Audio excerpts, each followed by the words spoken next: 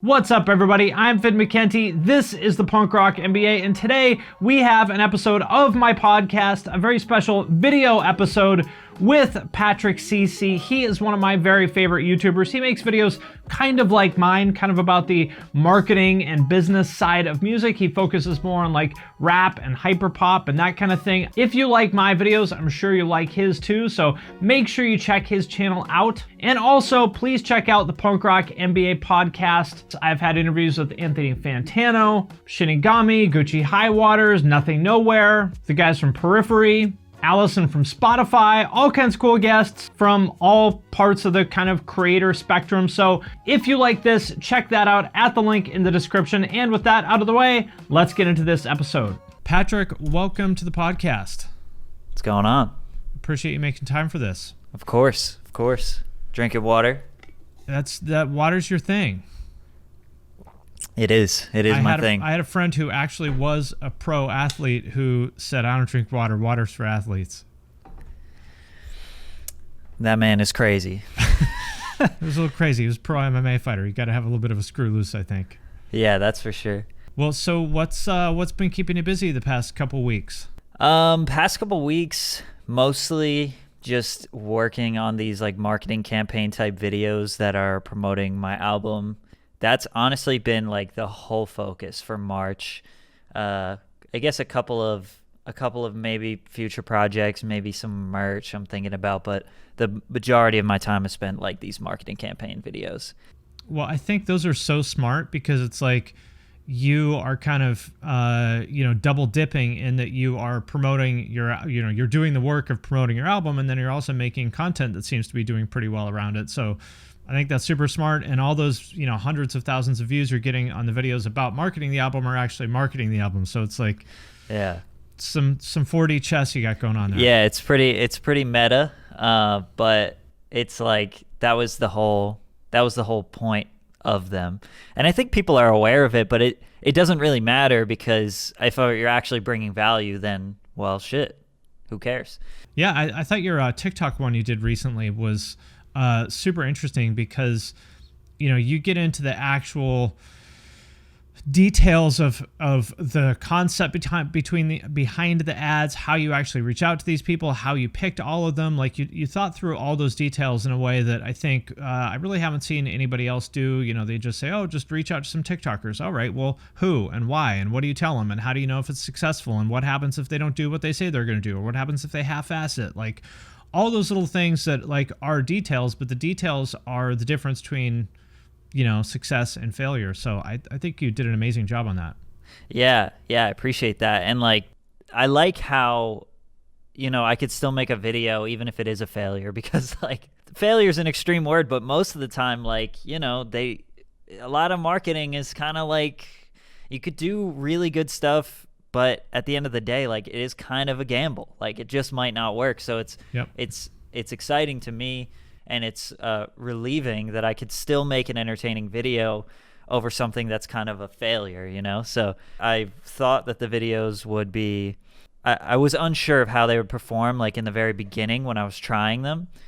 And then they turn out to be some of my most successful and popular videos. So I guess it's bringing a lot of value to actual artists, but also people that are just like, man, I like Patrick and I like music, so I guess we're just going to watch him try to market a song today.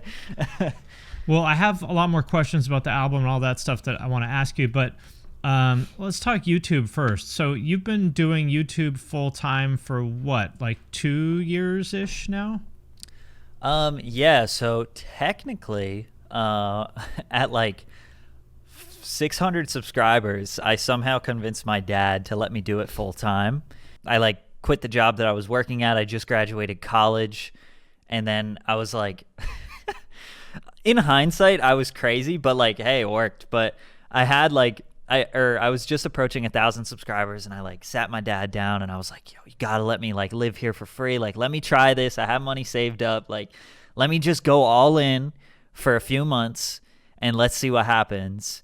Like a few months later, that would be I started like the beginning of 2019 or something. That was the end of 2018. Yeah, okay. Beginning of 2019. So it was right around Thanksgiving time, and it was like, yeah, just 6 months later, not even, I was already making like enough money to support myself and to justify myself doing this. But yeah, so technically I've been doing YouTube full time since like 6 months after I started. Wow. Okay. Well, that's cool. My wife is actually about to quit her job. She works for Amazon, makes a lot of money there. Wow. And she's about to quit her job at Amazon to do YouTube full time. So it's encouraging to hear.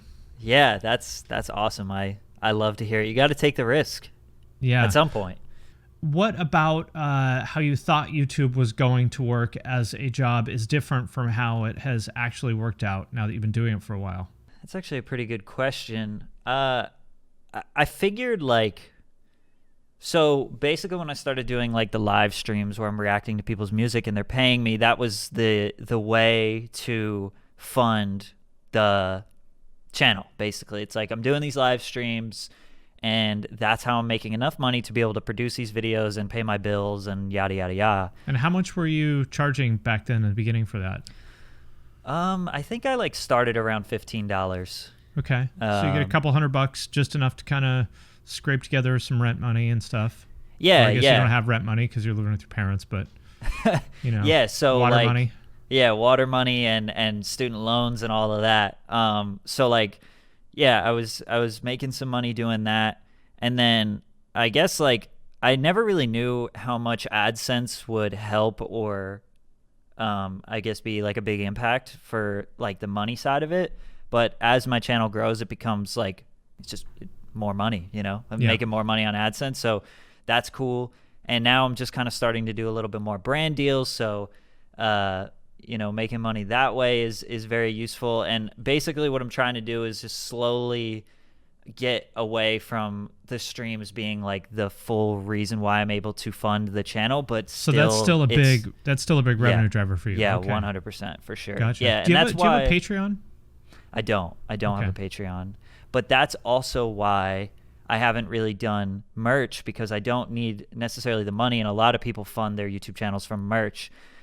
If anybody's listening and they don't realize this, most YouTubers are not funding their channel with like the actual content. Like very few people are actually making enough money on the content. It's like you got to make money elsewhere. So it's interesting you say that, because I actually do make enough. I make the most money off of AdSense. Oh damn, lucky you. Yeah, I could live off of AdSense alone. Most YouTubers are not like that.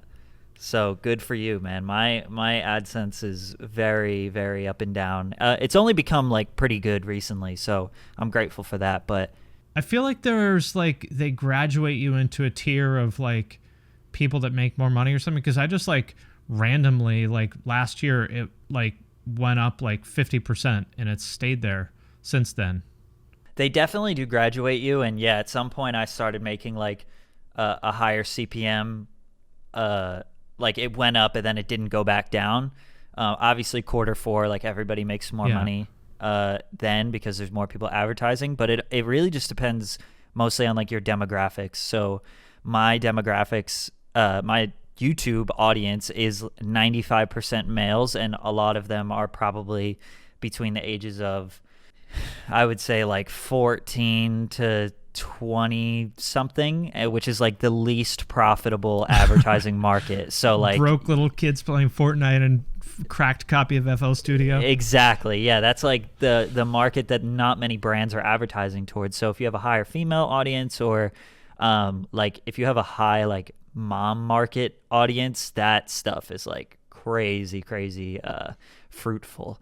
But I don't think I'll be reaching the moms with my underground music content. Mine is all 30-year-old dudes, so I got that market locked down.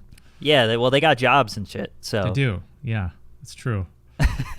So was the big breakthrough for you? I didn't watch your channel back then, but it seems like the DMing 100 rappers asking for a feature, was that like kind of the big breakthrough for you? I saw, if I put my Curious Case of Patrick CC hat on, looking at Social Blade, I see you really like exploded in the middle of 2019 from that video. Yeah, so that was like the viral moment. I was like, I don't even know if you want to call me like an established creator before then, but I had like a little following of people before that video, which was July of 2019, I had about 25,000 subscribers. And then when I made that video, which was, mid-July, by the end of August, I had 100,000. So I went from, I gained like 80,000 subscribers in 2 months. God, that's crazy. I still haven't had growth like that since then. Yeah, wow. What was going through your head when that happened? You know, a lot of people ask me that, but I just feel like I was just trying to, I mean, it felt like I was going to be famous like overnight or something. I was like, oh my God, by the end of the year, I'm going to have 1 million subscribers. Like, it's never going to end. Like, I'm set. But I was really just trying to focus on getting like content out that was good enough to sort of carry that steam. And I think I did an okay job, but in hindsight, I wasn't really ready for it. And like, not that I fumbled or whatever, like I did a good job. Here I am today, still growing. No, I mean, but you still, so for anybody listening, that was, a year and a half ago or whatever, and you're at 400,000 now. So you grew by, 300,000 subs in a year and a half. That's fucking really fast too. Yeah, that's also really fast. But like when you tell people like in a month or 2 months, you 3 times your growth, it's, then you're like, oh, it took you a year and a half to 3x again or whatever. But yeah, it's just, it was pretty hectic, but at the same time, I think I did a decent job, like just trying to be like, okay, just keep focusing on content. Like, don't like try to switch up and act different now. Yep. Yeah. I think that's where a lot of people kind of go wrong is they, don't have a plan for what happens if you do. I don't want to say luck, but if you sort of have that unexpected home run when the cat catches the mouse, what happens? Yeah, I mean, or they get some viral success off a video that doesn't represent what they actually want to do. Yeah, I'm grateful that the video that I did was very much aligning with my audience. The only problem is like I did part 2 very shortly after. That's what continued the growth. Like I did the DMing 100 rappers for the feature price, and then the second one, which came out about a month later, was asking for their booking price.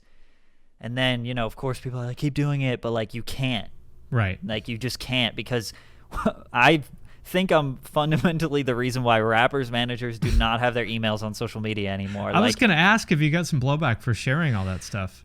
A little bit. I think like I'm lucky with rap because like a lot of rappers are like, yeah, I do charge 40,000 for a feature. You gonna pay it or not? Like, right, and they probably don't give a fuck what you think. And no, I'm just a fucking suburban white kid in my dad's house. Like, they're like, who gives a fuck what this kid thinks?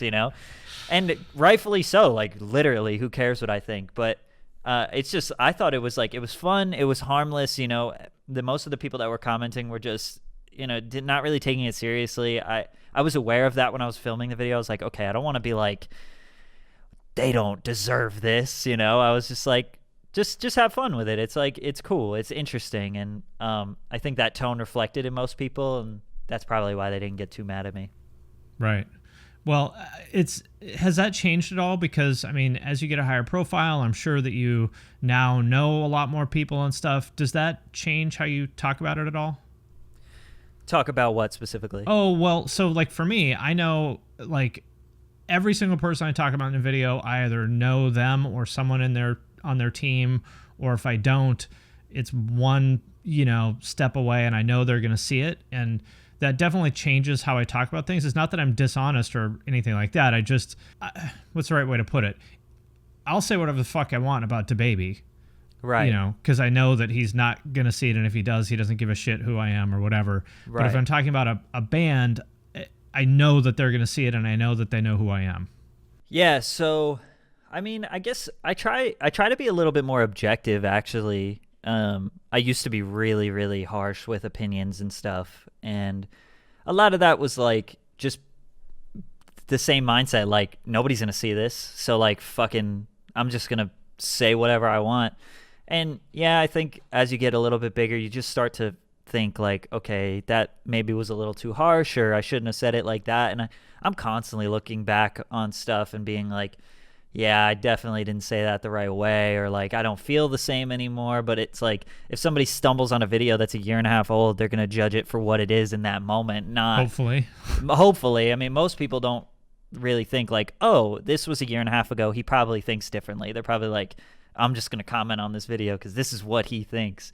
It's what I thought in that moment, and I've changed my opinions over the years. So I think like the short answer to that is yeah. I mean, I do try to be a little bit more conscious of like what I'm saying, or if I'm reviewing something, just trying to be a little bit more objective and not so strong-minded with my opinions, because ultimately like I want to be more of like an entertainer than like a critic. Yeah. I think nobody likes critics. Yeah.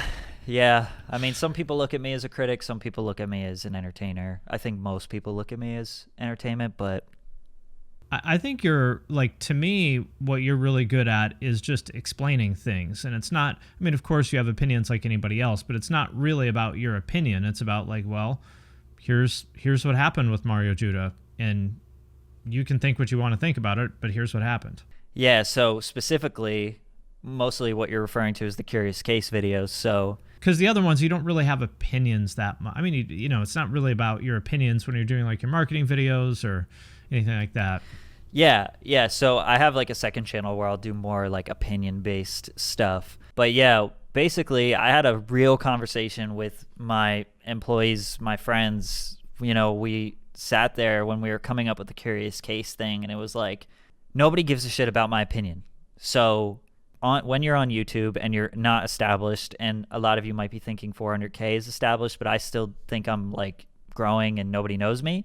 So, you know, I try to leave my opinion out of it. And that was the Curious Case idea. It was like, let me just document this, like talk about what happened and literally ignore my opinion. And actually I filmed it like in the dark room, trying to take my face out of it as much as possible, to really like take myself sort of out of this and just see what happens. And it gets more views, and that kind of hurts the ego a little bit, you know, because you realize like people don't care as much about Patrick CC as they do the thing that I'm talking about. So like, yeah, I mean, it hurts a little bit because you're like, damn, man, if I just took my face out of this, I'd probably get more views. But like at the same time, you can't do that because you are here to build Patrick CC.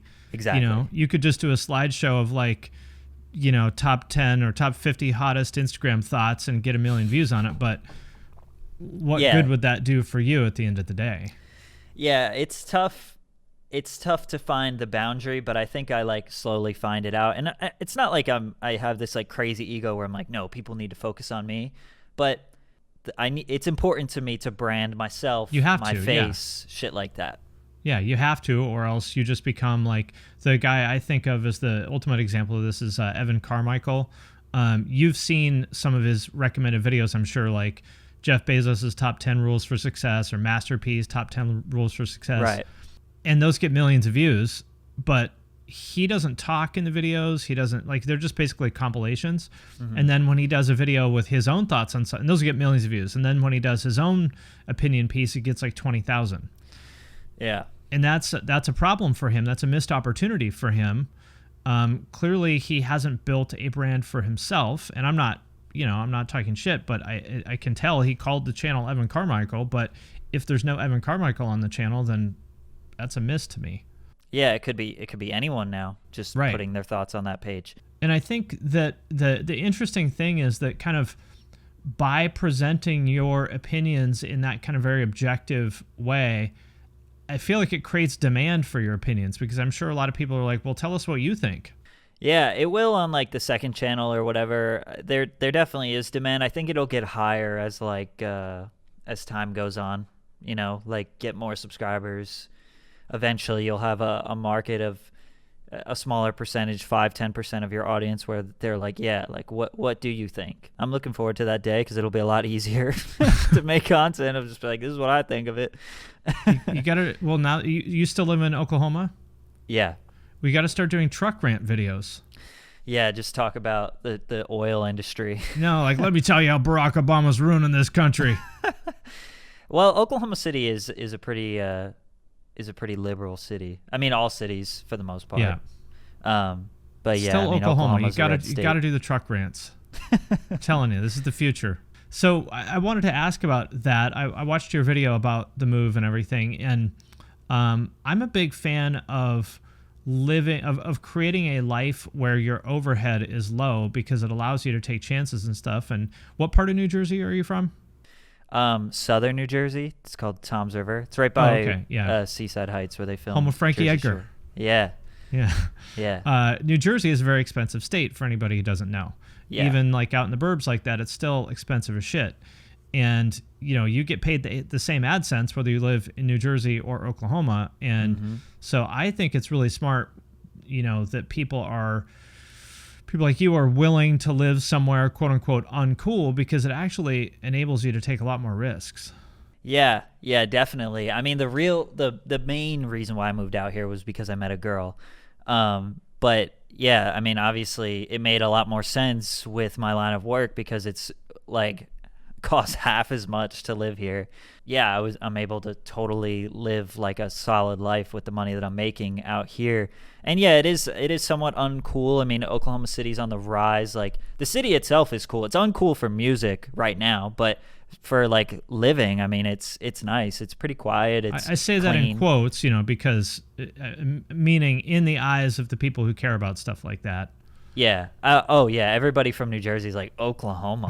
What the hell are you doing out there? And I'm just like, I mean, people live here. There's like a million. There's like, there's millions of people here, and they all live normal lives. It's not like really the middle of the desert or anything. But it's like if you go out to brunch, it's gonna be the same place in Oklahoma or New Jersey. Yeah. So. I agree with you. I was able to take more risk. I was able to hire my two best friends to work for me and still, not be drowning in bills or anything. It's great. I saw your room, and I was telling my wife, I was like, how the fuck does this guy have such a nice like, I know how big his channel is. Like, he's not making enough to, pay for that because we live in Seattle, which I would say is probably roughly about the same as New Jersey.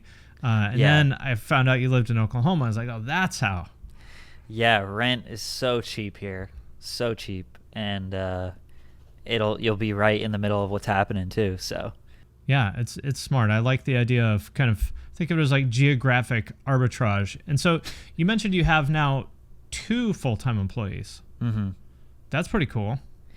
Yeah. One of my like dreams, honestly, has been like putting my friends on and trying to build a life for them that they actually love. I mean, that's the entrepreneurial side of me. YouTube is obviously a creative outlet, but it was also like, I want to be in control of my life and my work. And, I was working a bunch of different jobs throughout my young adult life, that teenage/young adult life that I was just hating. And I went to business school and was like, all right, I'm going to try to get a job, did like interviews at Johnson & Johnson and shit. I'm like, I don't want to do this shit. Like, this is making me want to die. So, YouTube, obviously the next best option. And yeah, I was like, man, if I can make this happen for myself, can I do this for my friends? And that's been a goal since day one, and I'm already like achieving that. So hopefully it'll just continue to go up. How do you feel about your friends working for you? Honestly, I love it. I think that, a lot of people criticize that. A lot of people that before it happened were like, oh man, that's so risky. And like, we all live together too. Oh, okay. And a lot of people, oh my God, I can't believe, that's so risky. What if you have this? What if this? What if this? I think most people just don't have really good friends. That's really what it comes down to. We've talked about it. Like, I have really good, strong friendships, people that I trust, people that I love, and it's all about just having open communication. That's really it. You talk about them, you tell them everything that's going on and how you're going to handle it and all that shit, and you will create a culture of, a working culture that can be healthy. I mean, my business partners are like my best friends who I've known for 10 years. We've talked, 50 times a day for 10 years straight. And, I can't really imagine it another way because we know each other on a personal level so well. We trust each other. And, I guess to some extent it can be sort of weird when, there's times when you got to make a tough business call that, someone might not like. But is it easier to tell your friend tough news or someone that you barely know? Sounds like the same to me, to be honest. Yeah, it's just two different versions of delivering shitty news, but yeah. I mean, I guess I haven't had to make like a really tough business call yet, or decision, but most people are afraid of the money part of it. That's really, I mean, if we're being just straight up transparent, it's like, somebody's greedy out there.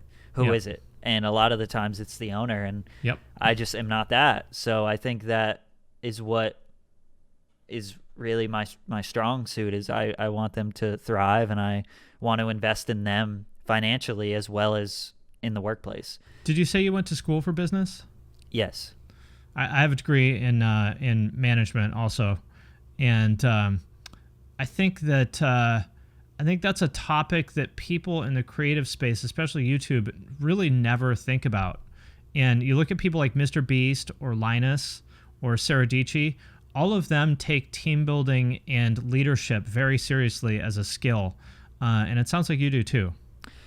Yeah, I think that probably my friends / employees would probably look at me as like a leader.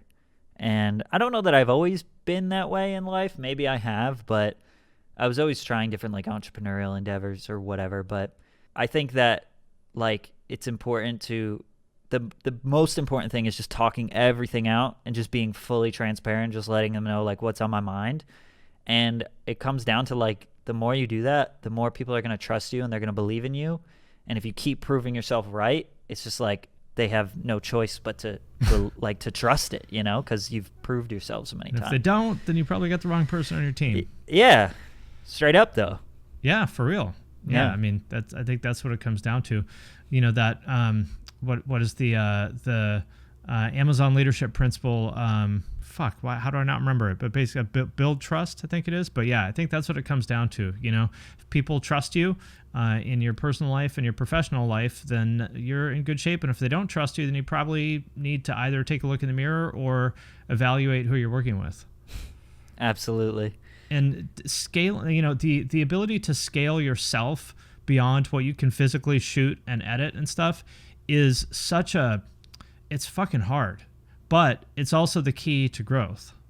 Yeah, I've been trying to. Well, that's another thing. That's a little bit of a downside of like branding myself, branding Patrick CC is like I am now the backbone of everything, and everything relies on me, my face, what I'm doing. So if I'm not ready or if I'm not able to work or whatever, like this whole shit is not moving. This whole ship isn't moving. Like so. That's another thing that I'm trying to work on. How can I build things that can grow outside of, being solely dependent on Patrick CC? Do you edit everything, or does your team do that? They do like 95% of the edit, and I'll just do like the finishing touches now. So you like write and shoot it and then hand it off to them and they take it from there? Yeah, and I mean, my one employee, John, he did have some editing experience, but Kev had zero. So I hired my friend with no experience and taught him everything. I think if you have the right person, they can learn essentially anything, especially like editing. It's not rocket science, not for YouTube. So let's talk about the album. When did you kind of first get the idea for that, and when did you decide on taking the executive? Well, can you explain the executive producer kind of direction that you took and why you took it? So the idea for the album, I think I've always kind of romanticized about it in my head, like pretty much ever since I started getting into like the underrated artist market. But honestly, it was in June of 2020, and literally I was bored on a Friday. I wasn't happy with the videos that we were really working on, and I was like, all right, I'm gonna just tweet this thing. And I was like, hey, I want to put together an album DJ Khaled style. These are all of the artists that I would be interested in having on there. What do you guys think? And just immediately they started DMing me, yo, like, yeah, tell me more about it. Like, I'd be down, like, send me something. So then I posted my email for producers to send me beats, and I just started getting, like, beats that I thought were, like, really, really good. I was just like, okay. For the rest of the day, I was kind of thinking, oh, okay, this artist would sound good on this. Like, I really like this beat. Started flirting around with it, and then like a week later, I got the hook for Black Hole Sun, which is track number 1, and it's the best performing song on the whole record. And I was like, I literally have to finish this project because I need to put this song out because it's so good and I believe in it. And then like as the months went on, I just kept building up like this archive of good songs. But Black Hole Sun was always like that one where I'm like, man, I just see this being a big track. So why take that direction rather than, making all the music yourself? I mean, I used to produce many years ago. I used to make electronic music, and I kind of fell out of love with it in a way. That's usually the quickest way I explain it, because deciding to quit music is a pretty tough decision, and it takes a long time, and like to really go through all the nuances is like not maybe for another day. Sure. But I mean, you're clearly still passionate about music, just maybe not necessarily sitting behind the keyboard producing it. I think it's just understanding my strengths, really. Like a lot of people that want, like so many people want to do music, right? But they might be a better A&R, they might be a better engineer, they might be a better manager, and a lot of people want that, whether it's the fame or they just genuinely like making music and being the creative behind it. Like they need to understand their strengths, and it might not be the thing that they're pursuing. So like, I think that the reason why I am successful is because I've over time figured out where my strengths lie, and that's where the success comes in. And I just know that I would be a better executive producer than I would be at any other piece of the music making process. Your strength is kind of zooming out and having that big picture view of how this thing is going to come together and how we're going to take it to market and all that, rather than, what snare sample should be used on track number 8. Yeah. And that's why it's funny, a lot of people be like, a lot of the trolls, and I mean, at the same time, it's a good argument, but they'll be like, so what did you even do? And it's like, yeah, I mean, I understand that argument. What did I even do? And when you explain the whole big picture thing, like just the way you did, even brief, a lot of people still like, so? Well, I guess I didn't do anything and you shouldn't listen to it. Fuck off. How is that valuable, And it's like, okay, well, I don't need to explain why I'm valuable. Yeah.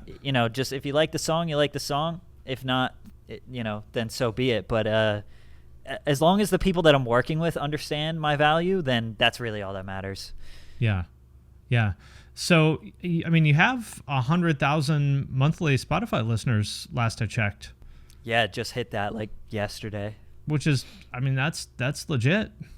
Yeah, and that's like no editorials, no Spotify love. I mean, I think like now 5% of it is coming from Spotify algorithmic. So that's just all the Patrick CC, the water pack, the community, there's people just genuinely liking the music and sharing it. I think that says a lot. And also that you seem to be putting just as much effort into promoting it and marketing it as you did making it, which is where a lot of people, I think, fall off. They think they're going to do a 2-week campaign, and then it's like, all right, well, we're done. I think people, and I feel this as well, the whole, first of all, coming up with new and creative ways to push a song or an album is definitely really hard. But ultimately, like, I think people are afraid of like exhausting it. They're just afraid of being that person where people are like, all right, like, we get it, your fucking song, because you're not reaching new people. Yeah. Whereas my promotion strategies, I'm definitely beating a dead horse with the people who already know about the album, but I'm reaching more and more new people every time, and there's still people that are just finding out about it. And like, I think that's the thing that's got to keep you going, is like still trying to find those new people. And like, if you can do it in a creative way, then the people that are already knowing about it and already liking it won't mind the sort of promotion that you're doing. And, you have to tell people way more times than you think. I mean, I'm speaking to the listener more so than you, because you know this, but people are not going to hear you the first time. Like, I had done my podcast for maybe 3 or 4 months and talked about it on videos that collectively got millions of views. And I would still hear from people, oh, you have a podcast? And I'm not mad at them. Like, I'm not the center of their world. I don't expect them to follow everything that I do. Of course not. You have to like relentlessly talk about this stuff or people are not going to know about it, and you can't be afraid to promote your shit. Like, if you believe in it, you can't be afraid to talk about it. Yeah, absolutely. I 100% agree. There's new people all the time that are like still finding out about the album, and I'm like, damn, I expected you to be like a first week person. But right. It's just, I mean, people got fucking lives. They got shit to do. They're not really focused on you, but that doesn't mean that they don't want to hear what you have to offer. They're just, everybody's got their own shit. Yep. Yeah, you just you can't be too shy to talk about yourself, and I think a lot of artists are kind of shy to talk about what they're doing. Do you think it is easier to talk about it, given that you didn't actually make the music? You know what I mean? Like, it's easier for me to say you're great than to say that I'm great. Yeah, I think I definitely have an advantage for sure, and that's not really something I've talked about, but the artists that watch my stuff, like the way that I'm promoting my record is not, you can't just copy it. I mean, you can't copy and paste anybody's promotion, but especially not mine, because I'm in a very unique position, like being an executive producer. However, I try to implement little things in the videos so that it's like, okay, now I'm trying to take me out of it and try to be a little bit more objective, and be a little bit more relatable, I guess, to what the average artist could do.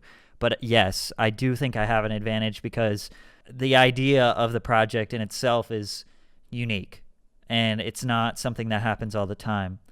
But at the same time, like, it's my life, and I have to play to my advantages, right? I mean, that's what it is. A lot of people are like, well, of course your album is successful. You have a successful YouTube channel. And I'm like, okay, so what am I supposed to do? Not use it? Like, right. Well, people always want to, there's what I call the must be nice crowd. Yeah. Oh, well, it must be nice to have a YouTube channel, blah, blah, blah. Yeah, it is nice because I fucking spent 3 years building it. Yeah. It's real nice. Yeah, it wasn't just given to me. Yeah, for sure. But I mean, I also can empathize with those people. Sure. It is, I get where they're coming from. But the right reaction when you see that is, instead of being mad that Patrick has a YouTube channel, you go, all right, well, what can I learn from him to build my own platform just like he has? Yeah, how can I take bits and pieces of information? And that's really what these videos, I think, are for. And sometimes I'm hard on myself, and I'm like, man, I could have did a better job, or I could have been more objective. And I still get people that are reaching out like, this helped me so much, and blah, blah, blah. And who knows if they're lying or if they're just being nice. I don't know. But I guess ultimately, like, that's the thing that makes me happy, is just people just genuinely enjoying or finding something of value that I am putting out to the world. I think those marketing videos are great. And I have done marketing for a living for 20 years. And I think those, especially in music, like the vast majority of music marketing stuff is trash, in my opinion. Or it's just a little dry, like it's a little boring, even if it's good information. I'm okay with boring. My personal objection is when it's bad information. But you're right about that too. But I think you've found a way to do both, and you really get into the specifics, which is what's missing from a lot of the stuff, I think. I did want to ask you about the TikTok campaign, though. I wonder if the reason why you got underwhelming results on that was I don't think that the song was the right one. Like, I think Fall Damage is a cool song, but I don't think it has a visual hook that would lend itself to TikTok, if that makes sense. I think so. That's pretty much like the big argument that everyone, or a lot of people in the comments are saying like, oh, it didn't work because it's not the right song. But I just heavily disagree with that because, well, that's just so subjective. And there's so many different kinds of songs that go viral on TikTok. There's, sound, like soundtracks or like a little melody that was ripped from like a TV show in 1990, So like there's literally so many different types of things that go viral.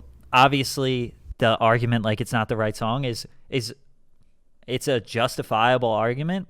I just disagree because it's like, I don't think that fucking What's Poppin' should be viral on TikTok because I don't think it's the right song. And like, it's you could look at the viral, I do this all the time, actually, like the viral 50 chart on Spotify, and like 3/4 of the songs on there, I'm like, why did this go viral? Like, this is Exactly. the most like uninteresting song you could pick. Exactly. So that's why I understand that argument, but I just disagree because of like just the sheer different kinds of songs that go viral on TikTok. It's like it's good, I think, because you never really know what's gonna hit on there. Yeah. It's very unpredictable. You're more of a TikTok expert than I am, but it seems to me like there's no real rhyme or reason to what takes off and what doesn't. Yeah, I think there are some trends, but ultimately you're right. There's it's tough to call, it's tough to predict, but it's tough to manufacture, I should say. But I still think I'm making headway. Like, I did do a better job in that video, even though it was kind of a failure. I don't know if I'm going to revisit it or not. We'll see what happens. I would call that a base hit.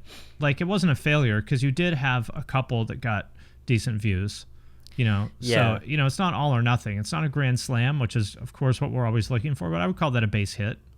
Yeah, it was an at-bat.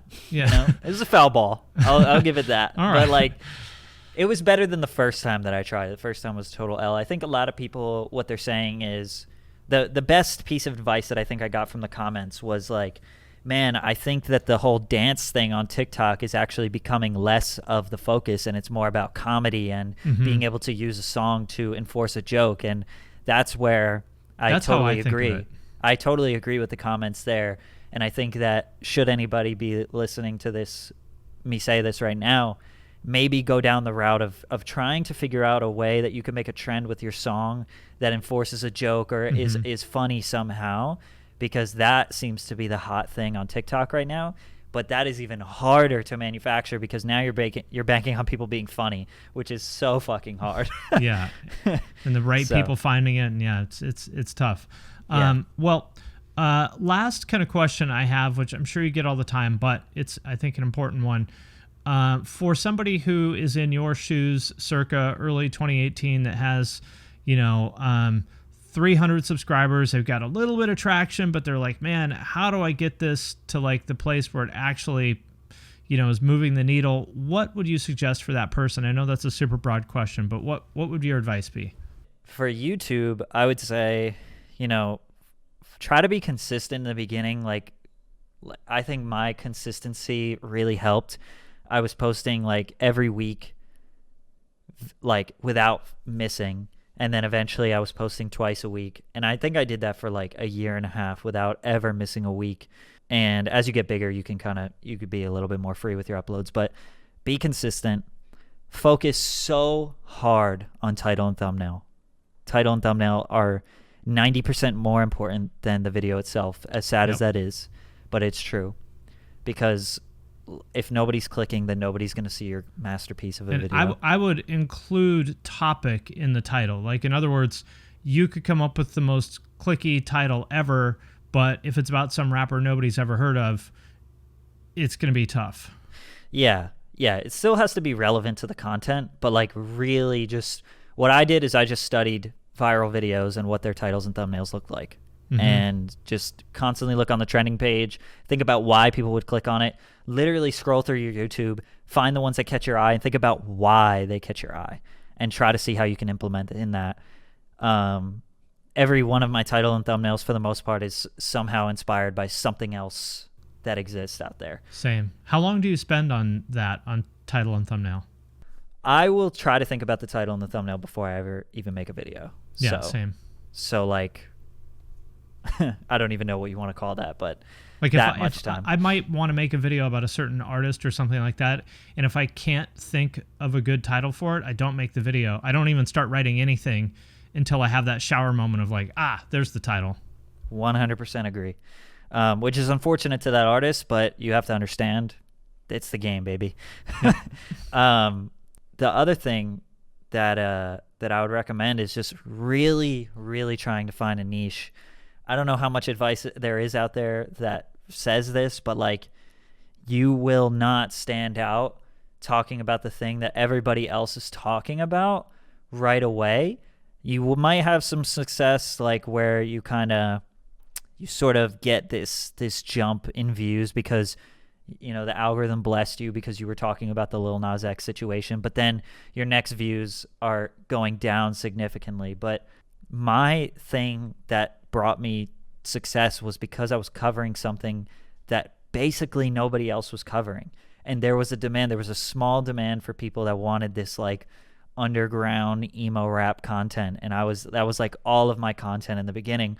And I cultivated an audience that liked that stuff and then slowly drifted away from there. So find a niche, only talk about the stuff that's in that niche if you can, and then just sprinkle in stuff as you go on about, you know, new topics. I think that is fantastic advice, and I'm sure you got a lot of other stuff to do today, so I will let you go. But thank you so much for joining. Really excited for this one, and enjoy the rest of your day over there in Oklahoma City. Yeah, man. Thank you for having me. I appreciate that. And drink water, everybody. All right, my friends, that does it for this episode of the Punk Rock MBA, a special video episode. If you like this conversation, check out the Punk Rock MBA podcast at the link in the description. Lots more where these came from. I think we're up to episode 70 or something now. And as always, I want to thank everybody who supports us on Patreon. It is because of your support that I am able to do the podcast. That's how I pay our producer and editor. So thank you very much. Patrons get access to every podcast a week early. There's also a members-only private Discord server that I'm in all the time. I started doing Q&As and some giveaways. And there's a way to have me review your music or video or artwork or podcast or anything else that you would like to get my eyes or ears on. So if that sounds cool to you, you can check out the Patreon at the link in the description. And with that, I'm going to sign off for now, but I will see you next time.